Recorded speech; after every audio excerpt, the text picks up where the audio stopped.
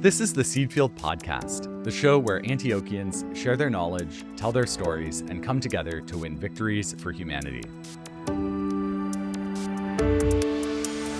I'm your host, Jasper Nighthawk, and today we're joined by the teacher, writer, and community activist Jane Paul for a conversation about the concept of an equitable economy and the steps that we can take to build one. This is a topic that has been on my own mind a lot lately. I mean, obviously, I'm a human alive in the year 2022. These days, seemingly everywhere you look, you can see how unequal and unjust our society has become. You can see it in our medical system, where people are routinely denied life-saving medications and treatment because of their financial status. You can see these inequalities in our education systems, where rich people congregate in expensive areas and use their property tax money to fund lavish schools, while those in poorer areas are forced to send their children to schools with radically fewer resources. I could keep going through almost every aspect of our society, from the environment to our system of elections itself. But there's one more thing that I think is especially pertinent to this conversation with Jane, who has worked on this. We both live in Los Angeles, and for myself, I'm lucky to have a rent-controlled apartment, but I don't see a realistic path to owning a home anywhere within this entire city. And I have advanced degrees, a steady job, and a spouse who works full-time. At the same time, it feels insane to complain about my own situation when almost 70,000 of my neighbors are currently, tonight, living without shelter or unhoused at any rate. And often these conditions are squalid and really dangerous to their own health. Being homeless is a giant health risk. And at the same time, we can, get in a car, take a bus over to Beverly Hills or Malibu and see some of the most opulent estates imaginable. So all of this, to me, leads to this question that our guest has been working on for many years and asking through her activism, her writing, and in classes that she teaches here at Antioch. How do we build sustainable and just economies? So let me introduce Jane. Jane Paul is an activist and advocate for economic, environmental, and climate justice, for housing rights, and for carceral system reform. She's also a longtime teacher at Antioch University's Los Angeles campus at both the undergraduate and graduate levels. Prior to teaching, Jane was an environmental policy consultant, and among other roles, she led the green economy initiatives at the Green LA Coalition. She's been appointed by multiple LA mayors to serve in one role as commissioner and vice chairperson of the City of Los Angeles Rent Adjustment Commission, and also as chairperson of the City of Los Angeles Green Retrofit and Workforce Development Advisory Council. Jane is herself an Antioch grad. She graduated from the BA in Liberal Studies program here at Antioch, Los Angeles, and she holds an MA in Urban Planning from UCLA. Beyond her teaching, Jane has chaired our Sustainability Committee, co-authored the LA campus's Climate Action Plan, and served as chairperson of the Bridge Programs Council. Okay, so that was a lot, but welcome to the Seedfield Podcast, Jane. We're so delighted to have you here. Thank you so much. I am absolutely honored to be part of this lovely thing. So as we jump into this, we really like to start by disclosing our positionality, and we're going to be talking about the ways that our society is structured. I think it's important to say the kind of places that we fit into that. I will start. People listening who can't see me should know I'm a white, cisgendered man. I'm not straight, but I am married to a woman, and I move through the world with a lot of straight privilege. I'm not living with a disability right now, though I do struggle with anxiety and depression. And I also should mention that I have steady income and steady housing. Jane, as much as you're comfortable, could you disclose the position you're coming from? Sure. It's a little complicated, isn't it, this thing about our identity? Starting out, my pronouns are she and her. I live in Los Angeles, which is the traditional and unceded territory of the Tongva people. We honor their stewardship and their history every day, I hope. And identity, it's tricky. So I'd love to say I'm from New York. And that's my identity. Part of your identity. Yeah. And my recent ancestors are from Eastern Europe, but my indigeneity, I believe, is Middle Eastern because I'm Jewish. Okay. So there's that. But I look white. And so I definitely appreciate that you talk about going through the world with a level of privilege. I totally do. And I really try to be humbled by that. So thank you for raising that for all of us, for us here and the listeners. Well, thank you for disclosing what you did. And I appreciate also, I think that identity is a lot more complex than a bunch of kind of check boxes. So your New Yorkness, your Eastern European Jewishness are totally vibrant and I think more beautiful necessarily than saying I'm white. So I gave this kind of introduction setting up some of the problems of our world. And I wanted to ask you, how would you frame the biggest problems that we face and that I know we're going to be talking about in this interview today? The biggest problems we face are humanitarian problems. I like to look at those through an lens of the economy because I find that sheds light on why we're in this pickle that we're in, where so many people are suffering and there's so much inequity. And also the economy is a place that we can make change, that we can fix. So right now, I would say we need a new economy because the one we have is not working for most folks. And that's sort of my big platform. Sadly, I don't have a bumper sticker answer. I feel like that is a neat way of condensing it down to say the biggest problems we face are humanitarian, things that get in the way of humans thriving, people lacking access to the materials of survival and being able to thrive.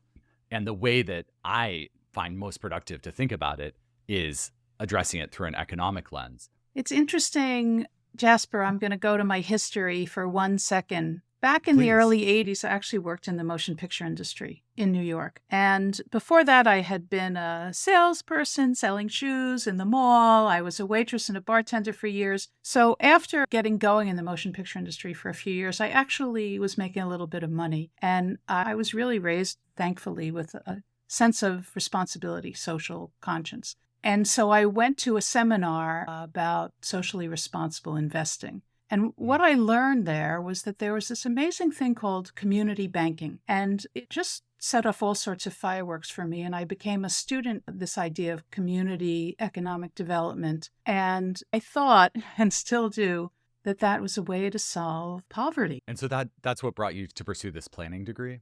Yes, absolutely. So community economic development lives within urban planning.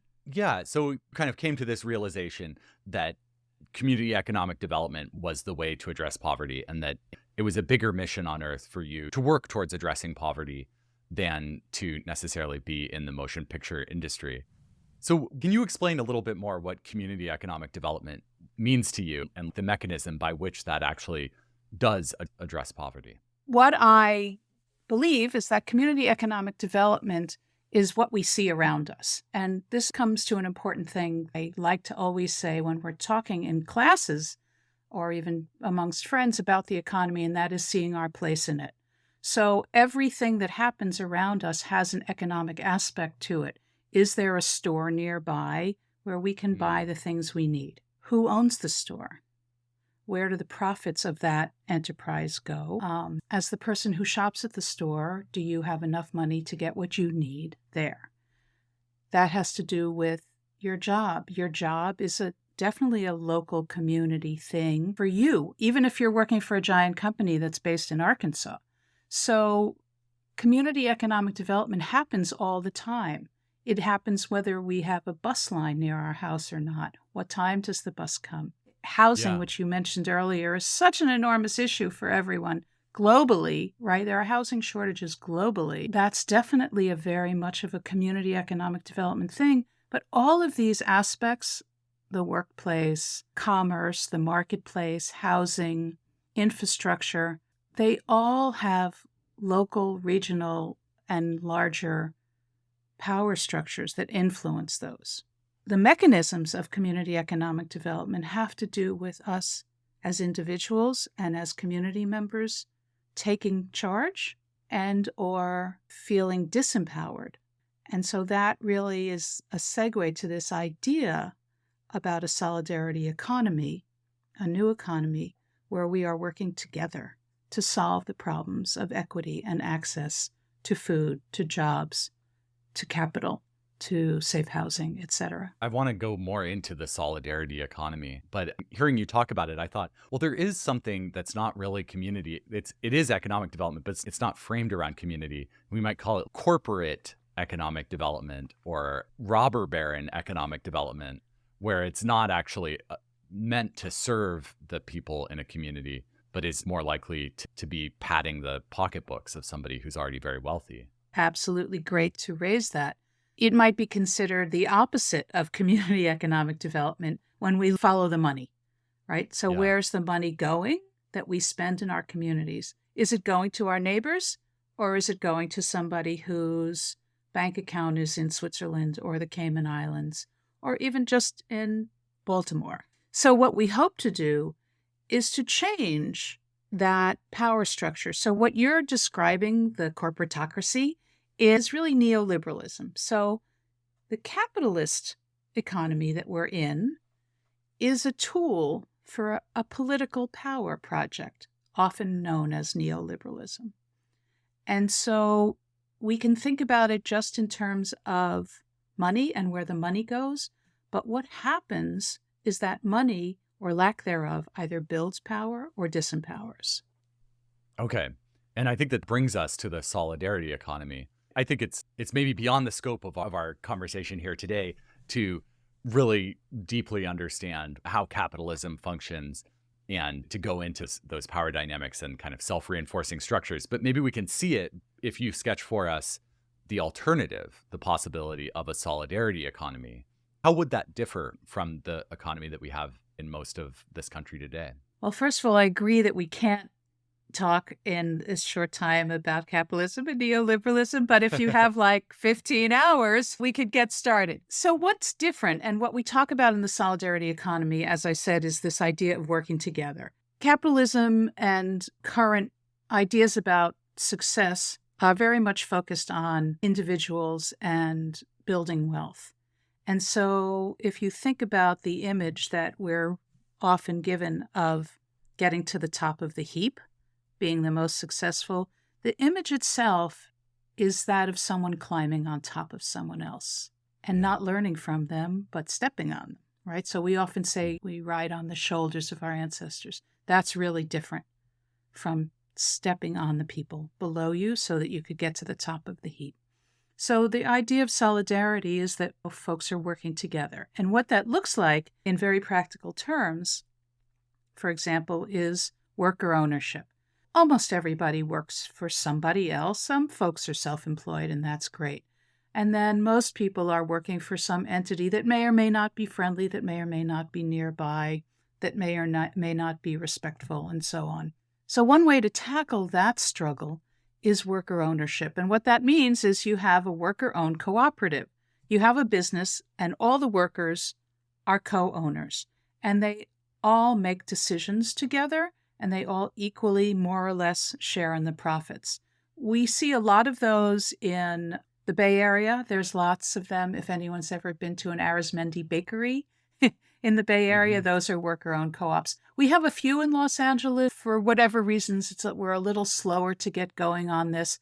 But like so many other things in the new economy, the recent economic struggles are actually increasing the opportunities for things like worker ownership. People are seeing more and more the need to have more control over their lives, over their health, over their salaries, over their working conditions.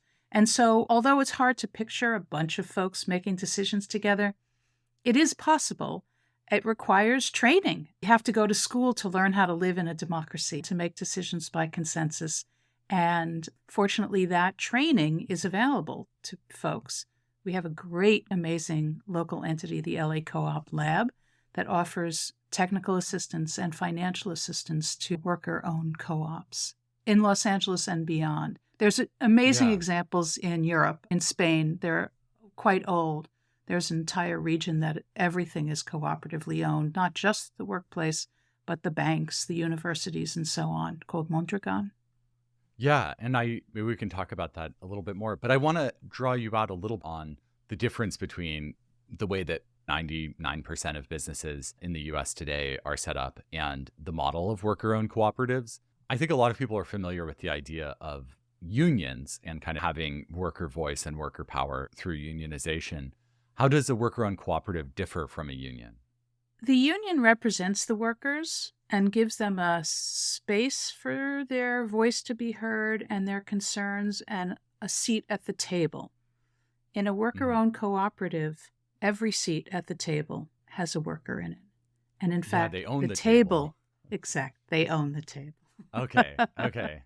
So, I mean, that seems like revolutionarily more than what even like the union movement in the US has managed to achieve. It's sort of the end of having a separate class of people who are owners. Yes, and there is a lot of solidarity between the labor movement, organized labor and unions, and the worker-owned cooperatives. It's in many ways a revolutionary idea. If this caught on in a massive way and it suddenly every business was worker owned, it would be a complete revolution in like the way that money is split up in this country, who has power to dictate the conditions of a lot of our material lives. And so I wonder, when we think of revolution, we often think of 1917, fighting in the streets, and then the Tsar's head being hoisted over the Winter Palace. I think I made up that last detail, but the complete overthrow of the existing order. But you're talking about these worker-owned cooperatives in the Bay Area, some emerging here in Los Angeles and around the country. And they're existing within the neoliberal order, even as they kind of offer an alternative to it. Do you think we should be pushing for that big R revolution? Or how do we dismantle current systems of oppression with these series of smaller steps? Dismantle is a great word. Thanks for using that. I wouldn't in this space advocate for the big R revolution.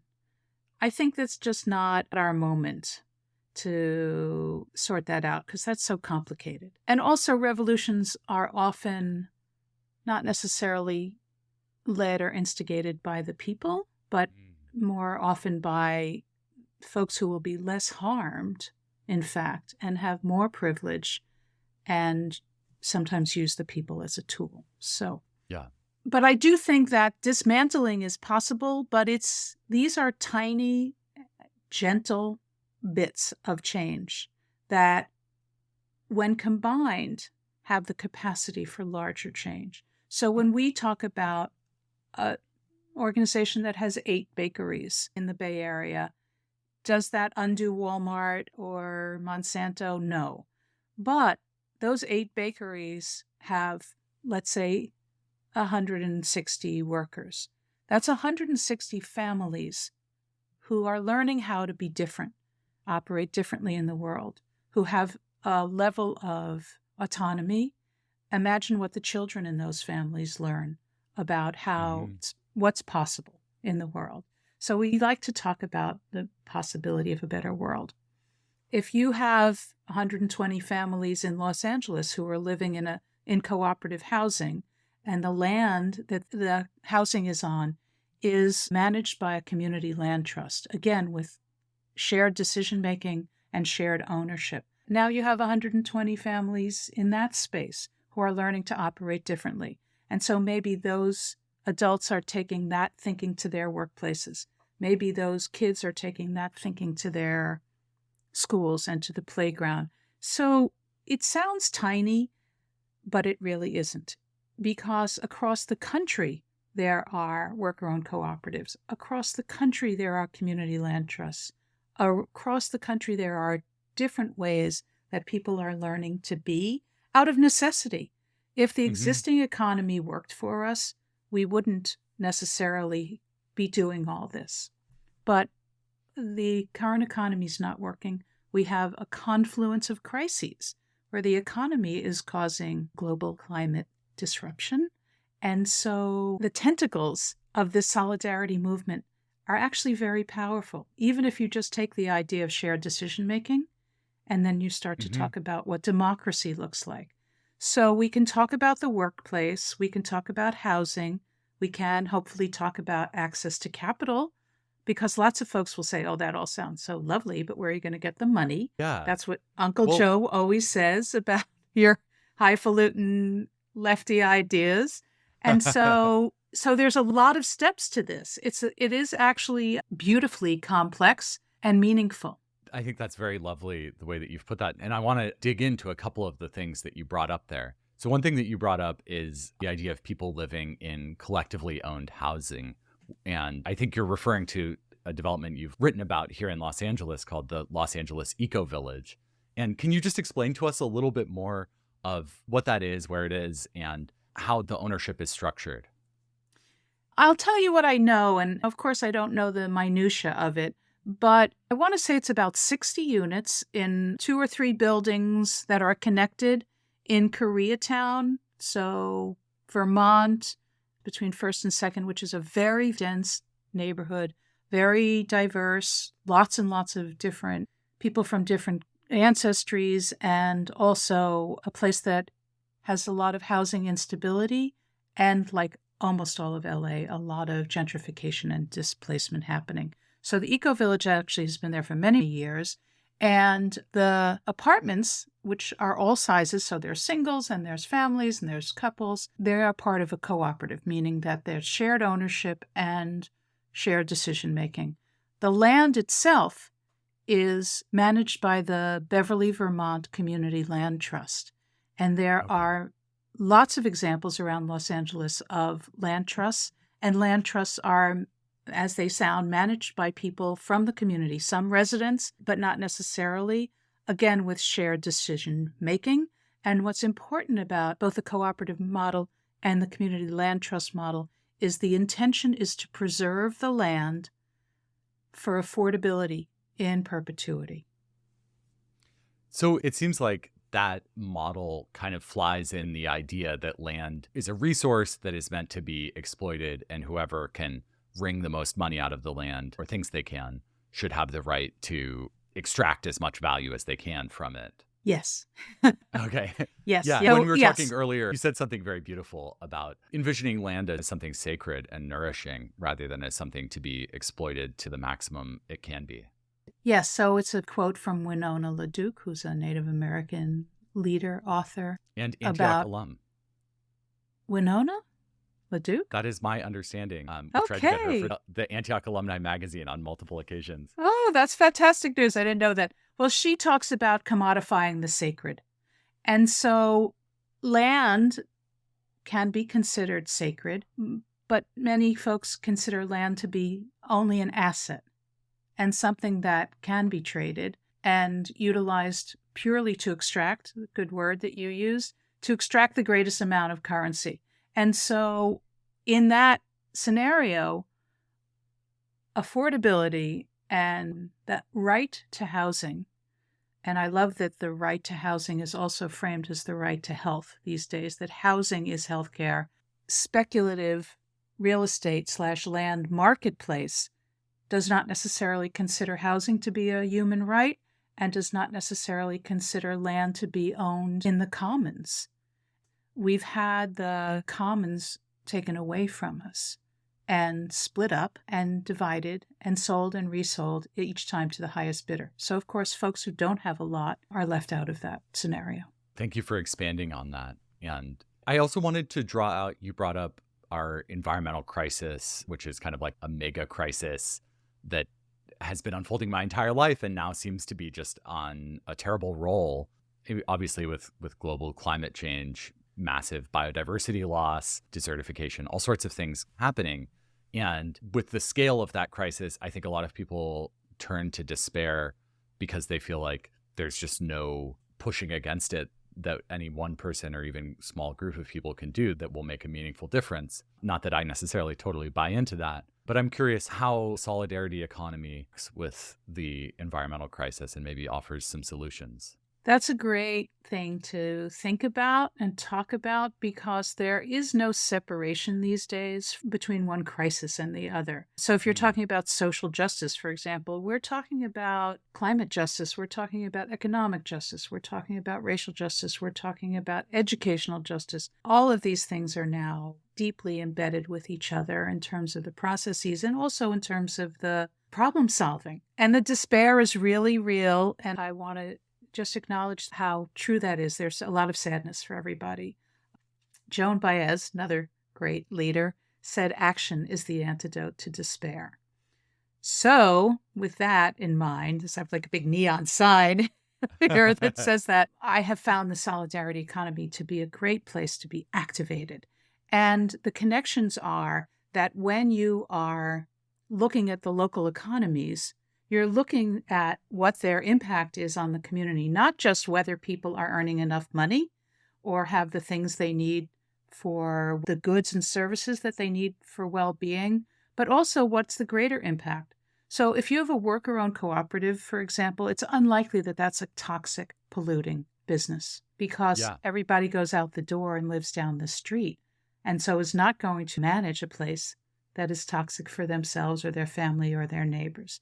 And on a bigger scale, if we can take some of the economic power away from the large corporate entities that are the polluters, then we can, in big and small ways, start to undo some of the extractive structures causing climate disruption. And climate change most impacts people who have the least amount to do with the climate change happening. So the people who are spending the least amount of money, flying the least on airplanes, not building the most expensive, crazy things where things should not be built, and even simple, bicycling, walking, right, instead of driving big, spewing cars. So to some degree, if you're empowering those people who are most likely to be bearing the brunt of these changes to our climate and least likely to be the ones actually causing it, that also shifts the dynamic of power. Absolutely. And it changes the narrative. So we want to reframe the story, what we talked about earlier about this idea of what success is. Having the most money, biggest house, most number pairs of sneakers doesn't buy happiness. It certainly doesn't create happiness for other folks.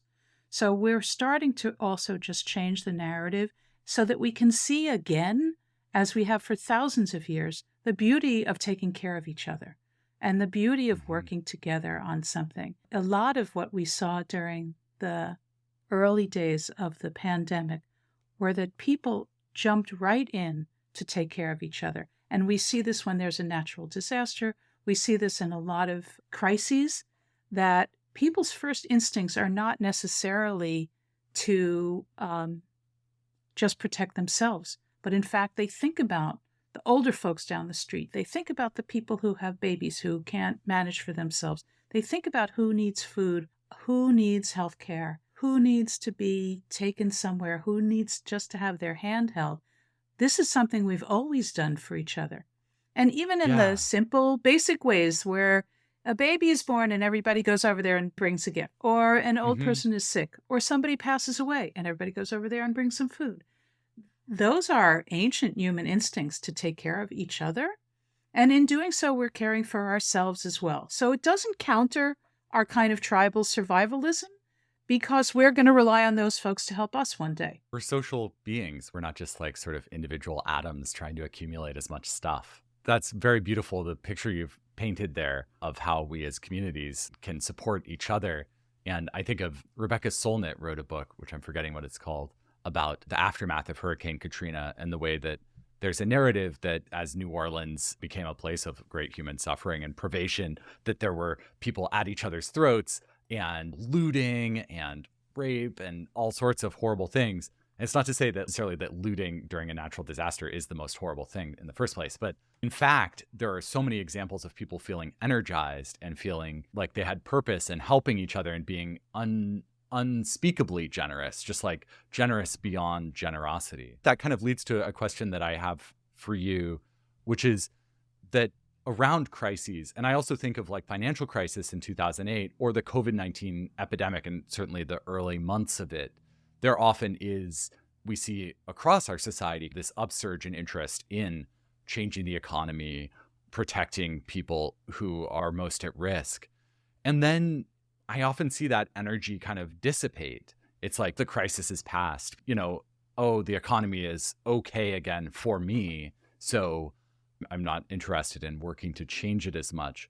And it seems to me like this idea of the solidarity economy, and specifically these immediate projects, being part of a worker-owned cooperative, being part of a community land trust, or like you, working to bring attention and education to people around all of these things, offers maybe something more sustainable than that crisis moment. Because I just think about how the forces that sustain our current system, they have massive bank accounts behind them, and they're able to hire packs of lawyers and lobbyists and everyone who doesn't take a day off or doesn't run out of energy and have to turn back to the rest of their life. So I guess my question is, does the solidarity economy offer a different way forward for activism?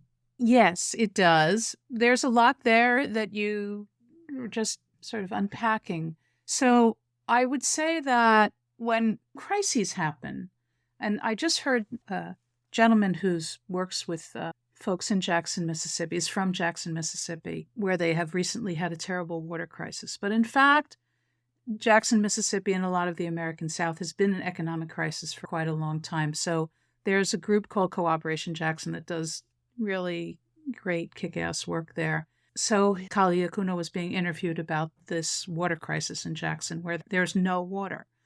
And he said that the media gave them about a week where they were potentially front page news on a couple of papers around the country about the crisis, how did it happen. And that was about it. It was about a week. And then some other crazy thing happened, some other part of the country. He said, but that week in the media is not the most significant thing. What is significant is that the crises have been building for years, and we will be solving the problems of those crises for years to come. So I think being activated in community with other folks, kindred spirits, like-minded people, is what we need to keep doing. And that the media, for example, sometimes gives us space and sometimes does not. Sometimes they just have to move on because the information overload, the world is changing so quickly, et cetera, et cetera. And so because it's not in the media doesn't mean it's not happening. And I think that's important for people. I think the Rebecca Solnit book is something like Hope in the Dark, Finding Hope in the Dark, something like that. So we are purveyors of hope in the solidarity economy. We are going to talk about how a better world is possible forever. It's uphill and always has been and always will be. There'll always be inequity. But we have work to do every single day because it's a terrible feeling. And that's part of that despair that you referenced earlier, to get out of bed in the morning and say, I am the only person who thinks things are really screwed up and wants to change them. That's not a good feeling. So if you can go to a place, whether it's a physical place or an intellectual space, a classroom, a workplace, a community meeting, an online entity, find your collaborators. Find your co-conspirators, find your compatriots in the struggle, to me is the way to keep going. And in fact, there's so many beautiful people doing so much amazing work. There's a website called Beautiful Solutions. This changes everything's connected to Naomi Klein a little bit. But if you were to just look up Beautiful Solutions, it actually shows you stuff that people are doing all over the world all the time. And it's super exciting. And while it's not possible to not feel that it is too uphill on many days, the fact that we are in good company with people who are not only compassionate, but really smart and really innovative and really creative and understand that the economy is relational. The marketplace has to do with a social contract. And so, as you said, we are social creatures, and we are better off if we're in agreement that our contract is going to be fair to each other, to one another. That's so beautifully put. And I feel like I could pick your brain for certainly another 15 hours about capitalism. But just hearing this, I do feel hope and feel a renewed excitement about the work that I myself have done and continue to do, but also a desire to be more involved. I will certainly look up that website. I wanted to ask you about your role in this work and in building towards this solidarity economy, and specifically your decision to focus on teaching. It might seem more direct to just start a worker-owned cooperative of your own, or to become a community organizer and spend your days doing that. So what is it about teaching and working with students that has made you feel like this is the way that you want to contribute to bringing this change to our world? I started out as just a consultant in the Urban Sustainability Master's Program because I'd worked with a lot of different groups and had a lot of experience coming from my economic and environmental justice policy background. And they said, well, would you like to teach? I said, never have, but I'll give it a shot. So I actually had a chance to teach before I knew what was most important to teach. And so I've learned that. So it's a little bit of just a different trajectory. I feel like teaching is like community organizing, and it's a little bit like spreading the gospel. If folks don't know about something, then they hear about something that touches them in a certain way, it sparks something, and then people start to nod their heads, and people's eyes start to light up, and people start to think about what's possible in the world and what their own potential is. And this idea that, yes, if I had a great idea for a business, sure, it would definitely be a worker-owned co-op, but I don't at the moment. And I do some organizing work, community organizing work around housing. It's similar to teaching. It's sharing. It's sharing knowledge. It's sharing resources. And in that way, we're always learning together, right? So also being a teacher means that I get to always be learning, because all of these topics, I teach about the economy, I teach about social change, I teach about incarceration. All these things are super dynamic. And so I have to always learn. And so I feel very much a part of the learning community. And I see students who get activated from what they learn. My class, other people's classes, all the time. People are always doing amazing projects based on what they have learned, or that spark or that inspiration that they got in school, whether it's in our bridge program or in undergraduate or graduate, across the board. People get excited, and I love to be a part of that excitement. It feeds me and my soul too. That's so beautiful. Well, I think this is a great place to leave it. Thank you so much, Jane, for coming on the podcast today. Oh my gosh, this was a huge pleasure. And if anybody would like to talk to me for 15 hours, I'm down. I'd be happy to talk to anybody about all of this at great length, or maybe see some folks in my classes. To learn more about the undergraduate studies programs that Jane teaches in, you can visit Antioch's website, antioch.edu, and we will link to the specific program page in our show notes. We'll also link there to some of the resources and organizations that Jane mentioned, including the LA Co-op Lab, the Los Angeles Eco Village, Cooperation Jackson, the book Hope in the Dark, and the website Beautiful Solutions. We post these show notes on our website, theseedfield.org, where you'll also find full episode transcripts, prior episodes, and more. The Seedfield podcast is produced by Antioch University. Our editor is Johanna Case. I'm your host, Jasper Nighthawk. Our digital designer is Mira Mead. Jen Mont is our web content coordinator. Sierra-Nicole DeBinion is our work study intern. A special thanks to Karen Hamilton, Amelia Bryan, and Melinda Garland. Thank you for spending your time with us today. That's it for this episode. We hope to see you next time. And don't forget to plant a seed, sow a cause, and win a victory for humanity. From Antioch University, this has been the Seedfield Podcast.